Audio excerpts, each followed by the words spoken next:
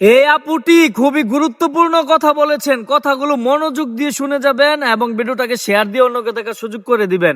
আগে আপুর কথাগুলো শুনেন। হল সংসদের একজনকে হচ্ছে তারা জিডি করতে গিয়েছিল, তখন তার উপর হামলা করা হয়।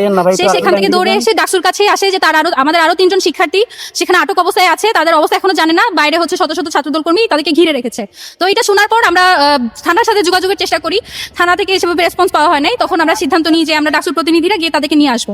তো কোনো উচ্চবাচ্য ছাড়াই আমরা যখন ঢুকছিলাম, আপনারা ফুটেজে দেখেছেন, যখন মুসাদ্দেক জুবাইর যখন ঢুকছিল তখন তার উপর হামলা করা হয় এবং তাকে মারতে মারতে এক সাইডে নিয়ে যাওয়া হয়। মুসাদ্দেক জুবাইর দুজনের উপরই হামলা করা হয়। তো এক পর্যায়ে আমি অন্য দিক থেকে হচ্ছে ওসি রুমে গিয়ে বসি, তারা সকলে যখন একত্রিত ছিল।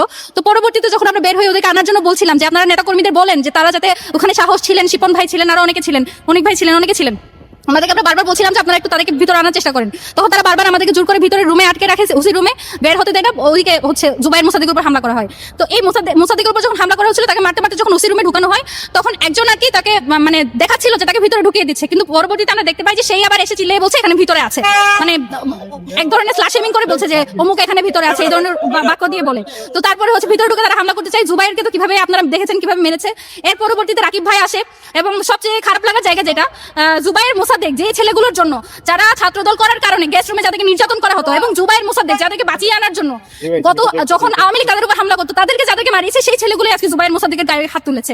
এবং পরবর্তীতে রাকিব ভাই এসে আমাকে পার্সোনালি সরি বলেছেন, জুবাইরকে পার্সোনালি সরি বলেছে, মুসাদ্দেককে পার্সোনালি সরি বলেছে।